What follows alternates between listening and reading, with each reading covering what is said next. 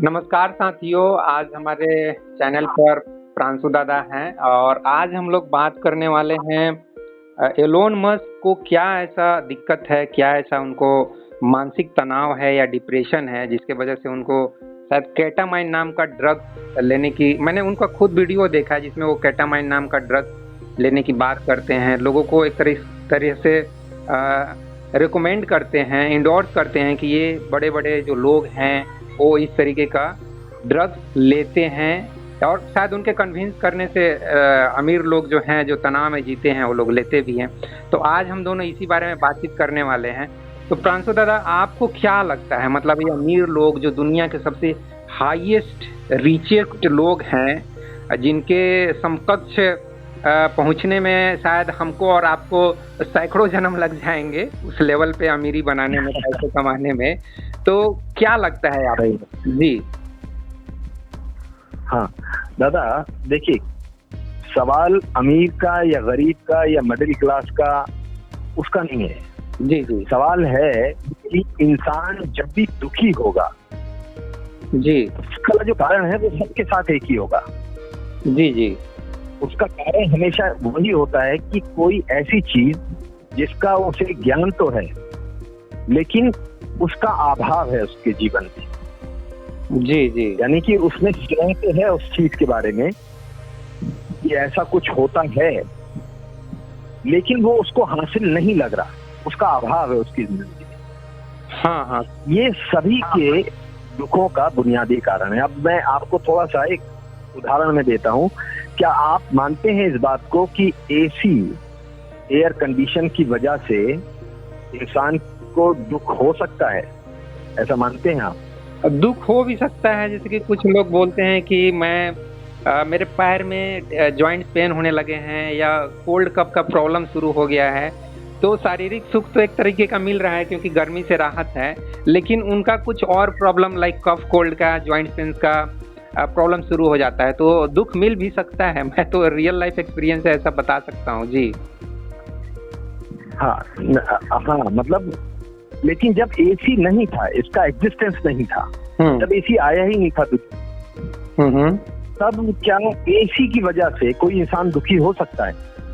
नहीं, ये आपने अच्छी बात बोली। जब एसी था ही नहीं तो उसके बारे में हमारे अंदर कोई कल्पना ही नहीं थी, कोई जरूरत ही नहीं थी, तो कोई दुख भी नहीं था। हाँ, इसीलिए इससे ये बात मैंने सिर्फ इसलिए बताई कि हमारे दुखों का कारण जो है नॉन चीज होती है और जिसका अभाव हमारे पास होता है। जी, जैसे कि कोई लड़की मुझे आज मिली, आज मेरी उससे दोस्ती हुई, आगे बढ़ी बात, और अचानक वो मुझे छोड़ के चली। हाँ, जब वो मेरी जिंदगी में थी, मैंने उसे देखा ही नहीं था, तो उस लड़की की वजह से मुझे दुख नहीं था। हाँ, लेकिन आज मैं उसे जान गया, अब वो चली गई तो उसका अभाव अब हो रहा है।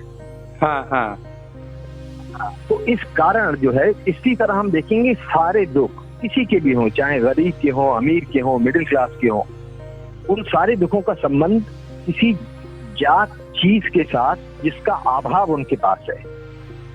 लेकिन ये चीज तो एलोन मस्क के लाइफ में थोड़ा सा फिट नहीं बैठेगा ना, क्योंकि वो दुनिया के सबसे अमीर व्यक्ति हैं, उनके पास सब कुछ है, लड़कियों की भरमार है, पैसे की भरमार है, कंपनी की भरमार है, टेस्ला जैसी कंपनी है, तो उनके पास क्या चीज की कमी है, या उनके लाइफ में ऐसा क्या चीज आया जो चला गया जिसके लिए वे दुखी हैं, परेशान हैं? ऐसा क्या चीज दिख रहे हैं आप? इससे एक बात और ये भी समझ में आती है कि जिसके पास सारी सुख सुविधाएं हो, जी, उसके बावजूद एक्चुअली में उसके बावजूद सारी सुख सुविधाओं के बावजूद भी कोई इंसान डिप्रेशन में जा सकता है। ये इस बात को सजेस्ट करता है कि जिंदगी में संतुष्ट होने के लिए सिर्फ सारी सुख सुविधाएं हो वो कारण नहीं है किसी के संतुष्ट होने का, या कम से कम ऐसे लोगों के भी, क्योंकि इसके अलावा भी हमने बहुत से ऐसे फेमस अमीर लोग देखे हैं जो इतना कुछ होने के बावजूद अपनी जिंदगी से वो परेशान थे, फ्रस्ट्रेटेड थे। जी जी, हाँ, तो इसका मतलब, लेकिन ये तो पक्की बात है ना किसी चीज का अभाव तो हो गई ना। हाँ, जो जानी हुई चीजें हैं। हाँ, एलोन मस्क के लाइफ में भी वो अभाव हो सकता है कि जिस लेवल पे वो अपने कंपनी का विस्तार चाहते हैं, टेस्ला का विस्तार चाहते हैं, या पूरी दुनिया में उनकी जो कार इलेक्ट्रिक व्हीकल लाना चाह रहे हैं मार्केट में, मतलब उनका जो बिजनेस है, जो मार्केटिंग है, इंडस्ट्री है, जो जिस लेवल पे वो ग्रोथ चाहते हैं उस लेवल पे नहीं हो पा रहा होगा, और वही उनके टेंशन का या डिप्रेशन का कारण हो सकता है, ऐसा मेरे को लगता है। यस, कारण तो एग्जैक्टली वो, अगर उनसे बात की जाए तो मालूम कोई अच्छा साइकियाट्रिस्ट, या जिसकी इस मन के बारे में जिसकी अच्छी समझ हो, यानी कि ह्यूमन साइकोलॉजी के बारे में, जी, वो उनसे बात करे तो मुमकिन है कि शायद उनका जो असली कारण है वो क्या है वो मालूम पड़ सके। अब ऐसे दूर से, लेकिन हाँ, ये पक्की बात है कि अगर हम इस बात को भी मान लें कि भाई वो अब चाहते हैं कि उनकी जो कंपनी है वो दुनिया में सबसे ज्यादा फेमस हो, यानी कि ये एक नोन चीज है, और इसका अगर अभाव उन्हें लगता है तो ये कारण हो सकता है उनके दुख का। एक ऐसी मैं उदाहरण दे रहा हूँ। जी। हाँ, तो जो भी कारण हो, लेकिन आप मतलब मेरा कहने का यही है कि बहुत बार ऐसा भी होता है कि भले ही चाहे बहुत ज्यादा पैसा हो, ऐसा हमने वो एक गैमलर पिक्चर आई थी ना देवानंद की, जी, याद है आपको? हाँ, बहुत पुरानी थी, मैं उस समय बच्चा होगा, मुझे इतना अच्छे से याद नहीं है उस पिक्चर का। तो उसमें वो यही था कि वो एक बहुत ही अमीर व्यक्ति बन जाते हैं, लेकिन इत्तेफाक से जिस लड़की को वो प्यार करते हैं वो लड़की कभी भी उनके प्यार को एक्सेप्ट नहीं कर पाती। हाँ। इतना पैसा या इतनी शोहरत होने के बावजूद, तो यानी कि इससे ऐसा हो सकता है कि हर पैसे की वजह से आप किसी के दिल पे राज कर पाए, ये जरूरी नहीं है। जी। और इस चीज को मैं कहूँगा कि आप थोड़ा सा, जैसे कि कुछ लोग ऐसे जो कि पहले अमीर थे और फिर सन्यास की तरफ चल पड़े, लाइक गौतम बुद्ध महावीर की तरफ मैं इशारा करना चाहता हूँ। तो ऐसा क्या हुआ उनके लाइफ में, ऐसी घटना क्या घटी, या उनको ऐसा क्या मिल गया जिससे उनको बोलते हैं कि उनको शांति की प्राप्ति हो गई? तो थोड़ा सा अध्यात्म के दृष्टिकोण से भी इस पहलू पे विचार कर लेते हैं, क्या लगता है आपको? बिल्कुल दादा, बिल्कुल। मुझे तो ऐसा लगता है कि सारे दुखों का कारण, एक्चुअली में जो मेरी समझ में आया है, सारे दुखों का कारण इन्फ्लुएंसेस हैं, यानी कि प्रभाव हमारे पास, हमारे ऊपर जो दूसरों का प्रभाव है, किसी और के पास हमने कोई चीज देखी, उसका प्रभाव ऐसा पड़ता है कि वो चीज अब मेरे पास भी हो, चाहे मुझे उसकी, हो सकता है, एक उदाहरण मैं दे रहा हूँ, हो सकता है उसकी जरूरत ना भी हो, कम से कम वैसी जरूरत ना हो जितना मैं तड़प रहा हूँ उस चीज को पाने के लिए, लेकिन फिर भी क्योंकि किसी के पास है तो मेरे पास भी हो जाए। ये जो है तो इन सारी इस तरह की समस्याओं का मुझे लगता है कि वो जो निदान है वो हो सकता है जब हम अपने आप को जितना अच्छी तरह जान पाते हैं, जितना अच्छी तरह जान पाएंगे उतना अच्छी तरह हमको मालूम पड़ पाएगा कि यार मेरे को क्या क्या चाहिए, कौन कौन सी चीजें मुझे पसंद है। अब बुनियादी तौर पे अगर हम देखें तो एक तो ऐसी डिमांड है, कुछ ऐसी डिमांड है जो एकदम यूनिवर्सल है, यानी कि जब मैं पैदा होता हूं तो फिर मुझे लिक्विड बेस्ड फूड चाहिए, यानी कि माँ का दूध वगैरह वो शुरू में वही मुझे चाहिए होता है सर्वाइवल के लिए, जो मुझे मिलता है। जी। उसके बाद मैं लिक्विड से लिक्विड और थोड़ा सॉलिड में भी आ जाता हूँ या सेमी सॉलिड में आ जाता हूँ। बेसिकली उसके बाद लिक्विड। हाँ, तो ये वाली चीज अगर आप देखें तो ये एकदम यूनिवर्सल है, हर इंसान को ये चाहिए चाहिए। जी, सर्वाइवल करने के लिए तो चाहिए ही चाहिए ना, जिंदा रहने के लिए। बिल्कुल। अब एक बात होती है कि भाई फिर अब सेकंड चीज इससे बढ़कर और भी जो बेसिक चीज में आ जाती है, वो एक छत हो और मेरे पास जो है तन ढकने के लिए कपड़े हों, ताकि उससे भी मेरा प्रोटेक्शन हो सके। जी, कहने का मतलब बेसिक जो जरूरत है, जो हर एक व्यक्ति की जरूरत है, वो उसी को आप यूनिवर्सल जरूरत बोल रहे हैं। यस। अब वो जो है ना बेसिक भी जो नीड्स हैं, समय के हिसाब से वो भी बदलती रहती हैं। जैसे कि आज से हो सकता है 100-200 साल पहले बिजली जो है वो सबकी जरूरत ना हो। जी। यानी कि सबके घर में हो सकता है वो बिजली क्योंकि अवेलेबल नहीं थी तो उसकी उतनी जरूरत भी महसूस नहीं होती होगी 200 साल पहले या 250 साल पहले। लेकिन जैसे जैसे आज ये हमारी बेसिक नेसेसिटी हो गई है, यानी कि इलेक्ट्रिसिटी की सप्लाई, जिसमें पंखा हो, थोड़े बल्ब हो, ये भी हमारी उसी बुनियादी जरूरतों में आज ये चीज आ गई है। जी जी, मेरा सवाल दादा ये है कि ये सब कुछ भरपूर मात्रा में होने के बावजूद भी गौतम बुद्ध और महावीर जैसे लोगों के अंदर ऐसी क्या इच्छा पैदा होती है, ऐसी क्या जरूरत महसूस होती है जिसके लिए वो सब कुछ छोड़ के निकल पड़ते हैं? उस तरफ थोड़ा मैं ये कहना चाहता हूँ कि जो चीज आप बता रहे हैं ना, वो हमारी शारीरिक जरूरत, मानसिक जरूरत या इमोशनल लेवल पे जरूरत, मतलब प्यार मोहब्बत, ये सब ठीक है, उसके वो सब कुछ जरूरत आपका पूरा हो गया, ठीक है, प्यार, इस मोहब्बत, सब कुछ, घर द्वार जितना जो चाहिए, धन दौलत, सब कुछ पूरा हो गया, क्योंकि वो सब चीज तो उनका पूरा हो चुका था ना। तो ऐसा क्या चीज थी जिसके लिए कोई उनके लाइफ में अभाव नहीं है, फिर भी वो कुछ चीज के खोज में निकल पड़ते हैं? वो क्या चीज है, उसके तरफ थोड़ा सा प्रकाश डालिए। हाँ दादा, वो भी तो मैंने वही बताया ना, किसी भी एक जब बुद्ध का जो किस्सा आता है कि जब वो बाहर पे किसी महोत्सव में, तो सबसे पहले उन्होंने एक बूढ़े आदमी को देखा, एक बीमार आदमी को देखा, फिर एक मौत को देखा। जी जी। और उसके बाद एक सन्यासी उनको मिला। तो यानी कि सन्यासी से जो उनकी बातें हुई, उसका अभाव उनको लगा, किसी ज्ञात चीज का अभाव, इसने उनके अंदर असंतुष्टि पैदा की। तो भाई इसका कोई सॉल्यूशन है या नहीं, और इस वजह से बुनियादी तौर पे इसी वजह से वो घर बार सब छोड़ दिए, क्योंकि अब ये सब चीजें इसके रहते हुए भी वो असंतुष्ट थे, इसीलिए तो निकले ना वो। हाँ, तो फॉर्मूला जो है ना वो हमेशा वही लगेगा, किसी के साथ भी हो बात, तो किसी जानी हुई चीज। हाँ दादा, मेरा सवाल ये, कोई भी सवाल करेगा कि उस एक व्यक्ति में या एक दो व्यक्ति में ऐसा एक क्या होता है कि वो कुछ शांति की खोज में, कुछ ज्ञान की खोज में, जैसे कि उस सन्यासी से मिलके उससे बात किए तो उससे प्रभावित होके उसके अंदर कुछ ऐसा चीज देखे जो ये खुद भी पाने की कोशिश करने लगे, पाने की चाहत पैदा हो गई। वो चीज जितने भी अमीर लोग हैं, अभी एक बहुत ही गंदा कांड हुआ है कर्नाटका में, आपने भी सुना होगा, कुछ प्रज्वल रेवन्ना करके कोई है MP, ठीक है, उन्होंने कुछ 3000 औरतों के साथ संबंध बनाया, सेक्स पूरा देश में चल रहा है। तो इतने अमीर लोग, बड़े बड़े लोग, ठीक है, करोड़पति अरबपति लोग जिनके पास सब कुछ है, उनके अंदर वो इच्छा, वो चाहत क्यों नहीं पैदा होती है?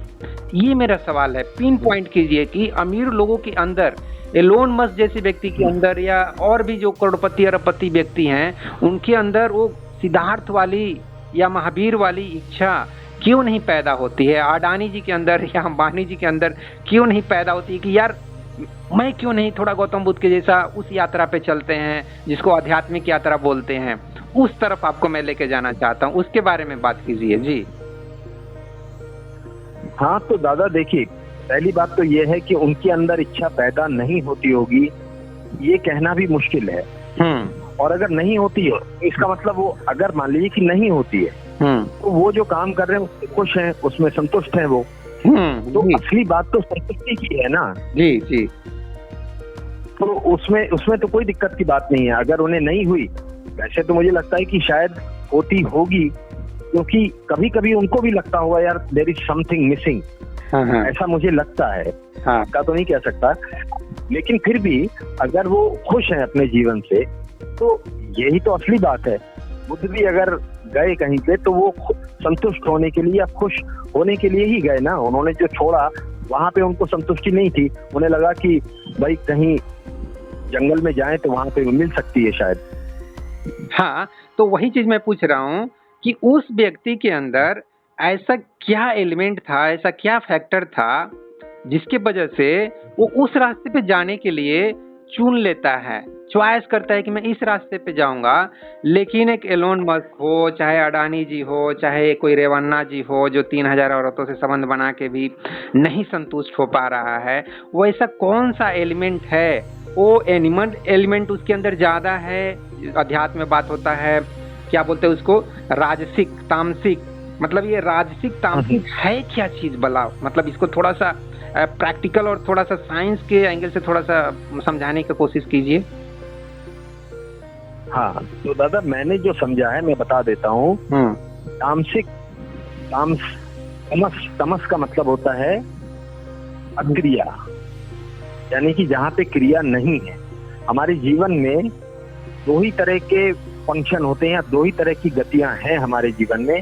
एक तो जिसमें हम कुछ करते हैं और एक वो स्थिति है जब हम कुछ नहीं कर रहे। ऐसे तमस का मतलब अंधकार, इग्नोरेंस, अज्ञानता होती है ना? हाँ, इसको दादा पहले हम बुनियादी तौर पे इसका मतलब अगर समझें, उसकी बुनियाद पर अलग अलग इंटरप्रिटेशन जो है वहां से ये बात आई है। लेकिन पहले इसका जो असली मतलब है उसको अगर समझ लें आप, तो तमस का मतलब है कि जहाँ पे क्रिया नहीं है। लेकिन ये वाली क्रिया जो है वो वाली है, आलस की है या फिर निद्रा वाली है। ओके। दूसरी स्टेज आती है रजस की। ये वो स्थिति है कि जहां पर आदमी का एक मकसद होता है और उस मकसद को हासिल करने के लिए वो एक कर्म करता है। जी जी। ये है रजस वाली स्टेट, कि जहाँ पे वो कर्म के मैदान में उतरा क्योंकि उसका एक मकसद है, कुछ उसे हासिल करना है। हाँ, जस्ट लाइक राजा। और हासिल करने, हाँ, जो भी इसको आप छोटे तौर पे भी ले सकते हैं, बड़े तौर पे भी ले सकते हैं। वो उसका मकसद जो है कुछ भी हो सकता है। कभी कभी भूखे आदमी का मकसद सिर्फ खाना खाना होता है। जी। तो इनको ऐसे छोटे रूप में ले लें या बड़े रूप में ले लें। तो रजस का मतलब है कि जहाँ पे आदमी कर्म के मैदान में उतरता है क्योंकि वहां पर एक मकसद है उसका, और उस मकसद को हासिल करने के लिए वो कर्म करता है। जी। जब वो मकसद हासिल हो जाता है उसे, तो वो थर्ड स्टेज में आता है जिसको बोलते हैं हम सत वाली स्थिति। वो भी अक्रिया की है, लेकिन वो अक्रिया की यानी कि वो है शांति और संतुष्टि की। जहाँ पे उसका जो मकसद था वो उसने हासिल कर लिया, उसके बाद वो संतुष्टि और शांति वाली जो अक्रिया है, ये है सत की। यानी कि पहली तमस की और सत की जो स्थिति है वो दोनों अक्रिया की हैं। बीच वाली जो स्थिति है रजस की, वो है कर्मों की गति वाली। लेकिन एक स्थिति है कर्मों से पहले की अक्रिया वाली, और एक स्थिति है जहाँ पे वो अपनी मंजिल को हासिल कर लेता है और संतुष्ट हो जाता है या शांति को उपलब्ध होता है। तो किसी भी तौर पे आप जब भी देखेंगे, जैसे आपको जैसे कि आपको खाने की भूख लगी है, तो आप खाने की तलाश में हैं। उसके बाद जब आप खाना खाते हैं, तो खाना खाने के बाद आप संतुष्ट और आपके अंदर एक शांति का अनुभव होता है ना? तो आराम से बैठ जाते हैं फिर। जी। तो एक अक्रिया है संतुष्टि वाली और एक अक्रिया है आलस वाली, और बीच में जो है एक स्थिति है जहाँ कर्म वाली स्थिति, जहाँ पर आदमी का एक मकसद है और उसको हासिल करने के लिए वो कर्म करता है। ये हो गई बुनियादी डेफिनेशन जी, तमस की, रजस की और सत की। जी। अब इन्हीं के आधार पर तो ये जो पहली वाली स्थिति है यानी कि तमस की, उसको अंधकार बोला है, क्योंकि आलस की स्थिति जो असमंजस वाली स्थिति है उसमें कुछ वो तय नहीं कर पा रहा है कि यार करे क्या। तो इसी के उसको फिर अंधकार से भी जोड़ दिया गया है। जैसे अंधकार में आप जैसे अचानक घर में है और लाइट चली जाए, अब आपको कोई चीज अगर ढूंढनी हो तो क्या करेंगे? आप टटोलेंगे। असमंजस वाली स्थिति होगी, यार वो चीज कहाँ पर होगी, कहाँ रखी होगी। तो अंधकार में जो स्थिति होती है वही तमस के आलस की वजह से, उस वाली अक्रिया की वजह से इसको जोड़ दिया गया है अंधकार से भी। जी। तो हाँ, जहाँ पे तो दादा उस तरफ इस पॉइंट को लेके जाइए कि ऐसा क्या प्रोसेस हो सकता है जिसके थ्रू मतलब जो बड़े बड़े अमीर लोग हैं वो सात्विक वाला जो आपने बात किया ना, संतुष्टि और शांति वाले, जिस अवस्था में गौतम बुद्ध पहुंचे, महावीर पहुंचे, उस अवस्था में कम से कम अमीर लोग जाएं, गरीब लोग तो नहीं जा सकते हैं, क्योंकि इनको भाई भोजन ही नहीं मिल रहा है, तो ये गौतम बुद्ध वाला पोजीशन में कैसे जाएंगे। इनको तो पहले अपनी शारीरिक, मानसिक या जो भी जरूरतें हैं वो पूरा होनी चाहिए, तब तो उस स्थिति में पहुंचे। तो गरीब लोगों के लिए गौतम बुद्ध का जो लाइफ से इंस्पिरेशन देना मुश्किल है, लेकिन अमीर लोगों को दिया जा सकता है। तो क्या वो एलिमेंट है, अगेन मेरा वही क्वेश्चन है, जिससे लोग प्रभावित हो सकते हैं, या जिससे कुछ उनके अंदर मोटिवेशन या इंस्पिरेशन पैदा हो सकता है कि हमको यार उस रास्ते पे अब चलना चाहिए। ऐसा कुछ आपको लगता है कि कुछ हो सकता है? मतलब ये ड्रग्स और ये सब लेने की जगह वो रास्ते पे जाना अच्छा है ना। फाइनली क्वेश्चन वहीं पे आ रहा है कि ये ड्रग्स हो, अल्कोहल हो, चाहे और कोई भी एडिक्शन हो, उस एडिक्शन से अपने हेल्थ को भी डैमेज कर रहे हैं आप, अपने अंदर की शांति को भी भंग कर रहे हैं, क्योंकि आप शराब पी के आप शांत नहीं रहते हैं, आप बेहोश हो जाते हैं। तो उस स्थिति में जीने से बेहतर है उस स्थिति में जीना जिसमें आपको शांति भी हो, संतुष्टि भी हो। ठीक है, तो उसके लिए क्या किया जाए? वो दादा देखिए क्या होता है कि ऐसे बहुत से अध्यात्म के रास्ते पे भी चलने वाले लोग हैं जो पागल हो गए। उन्होंने भी अपना मेंटल बैलेंस खो दिया है। मतलब ऐसा हुआ है इस बार। तो ये तीनों स्थिति हर इंसान के साथ होती है, वो चाहे एलन मस्क हो या एक आम इंसान हो या मैं और आप हो। जी जी। यानी कि एक स्थिति अक्रिया की, असमंजस की या आलस की या निद्रा वाली, दूसरी जिसमें हम किसी मकसद को हासिल करने के लिए हम कर्म करते हैं, और तीसरी जब हम उस मकसद को हासिल कर लेते हैं तो फिर से एक अक्रिया की स्थिति आती है जिसको हम शांति कहें या संतुष्टि कहें। तो ये स्थिति सबके साथ है। हाँ, तो तीसरी वाली अवस्था में भी जाने की जरूरत है एक सर्टेन स्टेज के बाद। इस चीज को आप मानते हैं ना? नहीं, जाते ही है ना दादा, ये तो सबके साथ है दादा, आपके साथ भी हो रहा है। एक दादा हो गया कि मतलब मरने के बाद रेस्ट इन पीस में चले गए, जीते जी भी रेस्ट इन पीस में जाना है ना क्योंकि जीते जी, ये गौतम बुद्ध, महावीर जैसे जो लोग हैं वो जीते जी रेस्ट इन पीस में चले गए। ठीक है, उनको आप उनके लाइफ का यही मैसेज एक तरीके से कि आप जीते जी रेस्ट इन पीस में चले जाओ, ना कि मरने के बाद।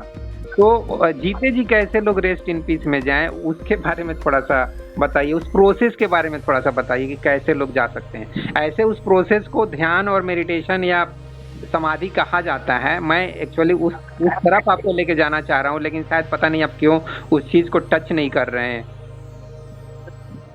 दादा मैं उसमें जो है ना, हाँ देखिए, एक इंसान का मकसद, जिस इंसान का मकसद ऐसा है कि जिसे सत्य को जानना है, तो वो उस रास्ते पे चलेगा, और उसको जब अपनी मंजिल मिल जाएगी तो वो संतुष्ट हो जाएगा।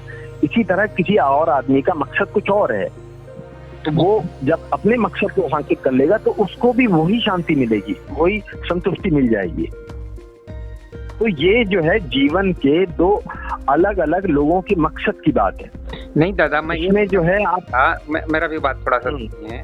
जैसे कि ये जो जितने भी लोग हैं बड़े बड़े पैसे और पावर के मामले में, प्रेस्टीज के मामले में, नेम एंड फेम के मामले में हाईएस्ट लेवल पे हैं, वो इसका मतलब है कि तमस और रजस के लेवल पे, वो मतलब रजस के लेवल पे हाईएस्ट लेवल पे पहुंच गए। तमस तो खत्म हो चुका है उनका, रजस के भी लेवल में वो हाईएस्ट लेवल पे हैं। अब वहां से जो नेक्स्ट है वो है सात्विक, जो बताया गया सात्विक स्टेज, सात्विक गुण। उस गुण की तरफ अब बढ़ना चाहिए ना, उस तरफ, मतलब वही ध्यान और मेडिटेशन या समाधि की तरफ जो हमारा 3-4 हजार सालों का जो हमारा अध्यात्म का बताया गया, अब बताए हैं श्री कृष्ण से लेकर अभी रजनीश, चाहे जो कुछ भी ये लोग बात किए हैं इतना, कृष्णा मूर्ति, तो उस तरफ जाना चाहिए कि नहीं जाना चाहिए, जिसके बारे में हमारा पूरा बात किया है, ईस्टर्न वर्ल्ड बात किया। हाँ दादा, चाहिए या नहीं जाना चाहिए, मेरा ये सवाल है आपसे। अरे भाई, जाना चाहिए वाली बात दादा ऐसा नहीं होता। अगर उनका मन हो तो उनको जाना चाहिए, जिसका मन नहीं है। दादा ये बात, एक मिनट रुकिए, आप ऐसा बोल रहे हैं कि किसी को दारू पीने का मन है तो उसको छोड़ देते हैं, दारू पीने के लिए छोड़ देते हो, उसको पीने दो, आप ये बोलना चाह रहे हैं?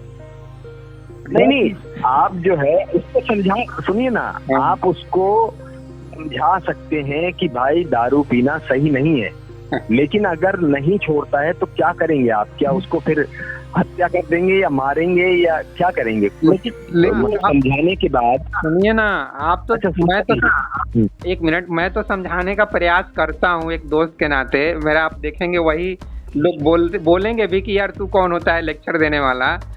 मैं बोलता हूँ कि मैं दोस्त यार दोस्त के हैसियत से बात करता हूँ। एक दोस्त को क्या होता है, दोस्त बात करता है कहीं कुछ भी, दोस्त वो थोड़ी जो परमिशन लेता है या कुछ परमिशन लेना थोड़ी जो एक दोस्त को पड़ता है। दोस्त बोलना शुरू कर देता है, भाई लेना है तो ले ले, नहीं लेना है तो छोड़ दे। तो आप कम से कम आपके पास जो अनुभव है उस अनुभव को तो दे तो दीजिए कि हाँ भैया ये भी एक रास्ता होता है, ये भी एक मार्ग होता है, जिस मार्ग पे सिद्धार्थ चले, महावीर चले, हमको भी चलने की जरूरत है। मैं ये बोलना चाह रहा था। हाँ, लेकिन उनका जो एक्सपीरियंस है ना, वो जो सत्य वाली जो जानने वाली बात है वो गुणातीत है।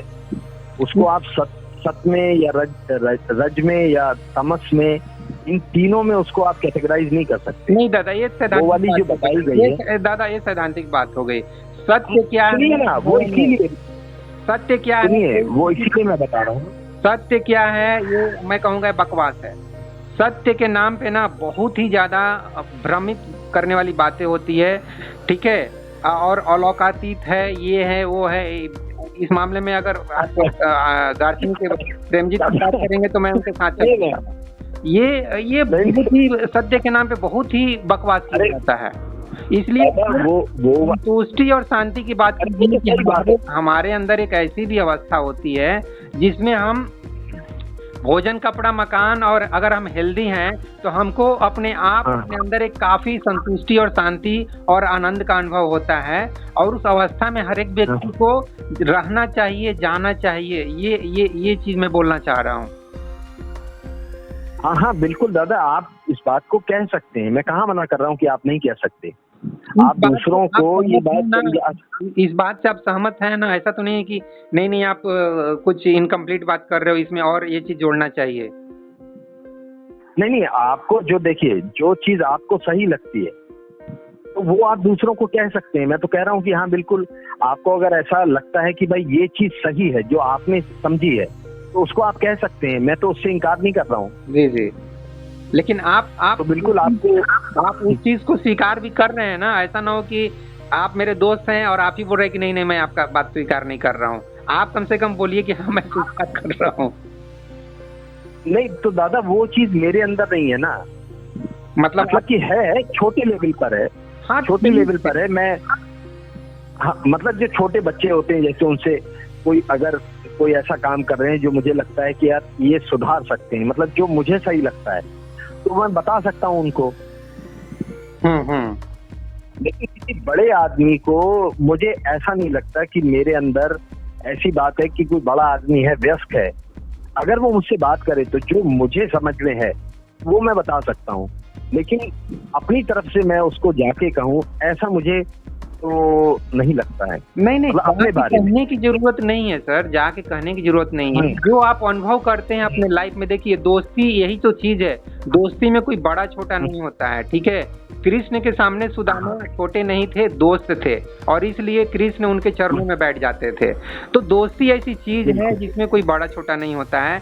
मुझे अगर कभी मौका मिलेगा एलोन मस्क के सामने बोलने का तो मैं उनको जरूर अपनी बात रखूंगा, जैसे मैं आपके सामने रख रहा हूँ। मैं फ्रैंकली आपसे बात बोल रहा हूँ। क्या बात है दादा, गट्स होना चाहिए, सच में कॉन्फिडेंस भी होना चाहिए। मैं तो एलन मस्क के सामने अगर आ गया तो भैया मैं तो उनको देखता रहूंगा। मेरी तो कुछ भी कहने की हिम्मत नहीं होगी। नहीं क्योंकि नहीं, ये अच्छी बात है। अगर आपके अंदर ये कॉन्फिडेंस है तो भाई ये अच्छी बात है। मैं तो कह रहा हूँ ये बहुत अच्छी बात है। लेकिन मैं अपनी बात बता रहा हूँ कि मैं ऐसा, अगर एलन मस्क अगर मेरे सामने आएंगे तो भाई मैं तो उनको देख सकता हूँ बस, हद से हद। मेरे कहने की तो कुछ भी हिम्मत होगी नहीं। ऐसा क्या? हाँ सही में दादा। हाँ, जैसे हम और आपकी जैसे बात होती है तो वहाँ पे हम और आप जैसे एक दोस्त की हैसियत से जब बात करते हैं, इतना हम लोग इतना खुले हुए हैं, वहाँ पे हम लोग अगर डिस्कस कर रहे हैं तो बहुत सी बातें मैं आपके साथ कर सकता हूँ, क्योंकि वो आज़ादी आप मुझे देते हैं। लेकिन एलन मस्क के सामने वो आज़ादी मुझे मतलब वैसी तो नहीं होगी ना। इसीलिए मैं अभी मैं कम से कम ऐसा सोचता हूँ कि मैं उनको नहीं कह पाऊंगा। लेकिन आपके साथ जैसे बातें होती है तो अपनी बातें मैं आपके साथ अगर किसी टॉपिक पे आप मेरी राय या हम लोग डिस्कस करें तो मैं उसमें कह सकता हूँ, और कहते भी हैं हम लोग, तो जानते हैं आप। जी जी, आप भी कहते हैं, हम भी कहते हैं। बहुत सुंदर से बात अपना रखते हैं। तो दादा फाइनली हम इस चर्चा को समाप्ति की तरफ लेके जाते हैं, और आप अपना फाइनल जो भी अभी डिस्कशन हुआ उसको थोड़ा सा समराइज कीजिए, ठीक है? हाँ दादा, आपके सबसे बढ़िया बात है कि आपके पास टॉपिक जो है वो हमेशा अच्छे टॉपिक रहते हैं, और आप सबसे बड़ी बात है कि उन पे कुछ कुछ कहने की सलाहियत भी रखते हैं। तो इसीलिए इस टॉपिक के संबंध में, जैसे आपने अगर कहा कि आपके अंदर अगर ये कॉन्फिडेंस है, तो मैं आपके साथ बिल्कुल सहमत हूँ कि अगर आपके पास ये कॉन्फिडेंस है तो आप कह सकते हैं, लेकिन मेरे पास वैसा कॉन्फिडेंस नहीं है, इसीलिए मैं वैसा नहीं कह सकता। अच्छा, ये भी हो सकती है बात कि मुझे अभी खुद भी उसके बारे में नहीं पता है कि भाई जिस ओर मैं उनको लेके जाने की बात कर रहा हूँ उसके बारे में मुझे तो पता हो। तो मुझे जब खुद नहीं पता है तो मैं उस रास्ते पे उनको कैसे बोलूं जाने के लिए। मेरे साथ ये प्रॉब्लम भी है, आपके साथ वो हो सकता है वैसी प्रॉब्लम ना हो, लेकिन मेरे साथ वो भी बात है। इसीलिए मैं उस रास्ते पे ले जाने को, बुद्ध वाले रास्ते पे ले जाने को उनको मैं इसीलिए भी नहीं कह सकता। जी जी जी जी, मैं आपकी बात को समझ रहा हूँ, लेकिन फिर भी आप मुझे काफी एक्सपीरियंस व्यक्ति लगते हैं और काफी अच्छे तरीके से अपनी बातों को रखते हैं, तो ये चीज़ तो मैं ज़रूर आपसे कहूँगा। और फाइनली मैसेज यही होगा, शायद आपकी तरफ से भी कुछ यही मैसेज होगा कि लाइफ में सिर्फ पावर, पैसा, प्रेस्टीज और बाहरी दुनिया में भागना, चाहे वो हम चांद और सूरज के पास पहुंचने की दौड़ करें, वो दौड़ करें, लेकिन साथ में हम अपने अंदर की जो शांति है, चाहे वो मानसिक शांति हो चाहे आत्मिक शांति हो, उस शांति को भी बना के रखना बहुत ज़रूरी है, सो दैट कि हमको किसी ड्रग पे, अल्कोहल पे या किसी कैटामाइन पे या डोपामाइन पे हमको उस या स्लीपिंग पिल्स पे भरोसा करके जीवन न जीना पड़े। मैं तो यही कहूँगा इस वीडियो के अंत में। बाकी आप अपना कुछ विचार रख दीजिए और फिर चर्चा को समाप्त करते हैं दादा। बिल्कुल दादा, मैं आपकी बात से बिल्कुल सहमत हूँ कि जीवन अगर ऐसा हो कि जहाँ पे भले ही चाहे आपके पास बहुत प्रेस्टीज ना हो, बहुत यश ना हो, बहुत पैसे ना हो, लेकिन अगर आप अपने जीवन से खुश हैं, ये ज्यादा बड़ी बात है, हर लिहाज से बड़ी बात है। और आपके पास ये सब कुछ है। माइकल जैक्सन के बारे में लोग कहते हैं कि दुनिया के सबसे बड़े artist, and he was suicidal. मतलब कि सुसाइडल से मतलब है कि भले ही उन्होंने आत्महत्या नहीं की, लेकिन उनका जीवन ऐसा था कि जैसे वो आत्महत्या की तरफ ही बढ़ रहे हैं, धीरे धीरे अपने आप को मार ही रहे हैं। मतलब इतना बड़ा आदमी, इतनी सुविधाएं, लेकिन उसके बावजूद वो इंसान जो है वो he was becoming slowly suicidal, या ये कह लीजिए कि he was killing himself slowly। तो ये वाली बात से मैं बिल्कुल सहमत हूँ कि जीवन ऐसा हो, जो भी आपके पास जीवन है, आपको इतनी समझ हो कि आप कैसे जिए जिसमें आप खुश रहें, ये अल्टीमेट बात है। जी जी जी, बहुत बढ़िया, बहुत बढ़िया। ठीक है दादा, इस चर्चा को समाप्त करें फिर। यस बिल्कुल दादा, बहुत अच्छा लगा आपसे बात करके, हमेशा की तरह। जी ठीक है दादा, चलिए शुभ रात्रि, गुड नाइट। गुड नाइट दादा, good night and take care.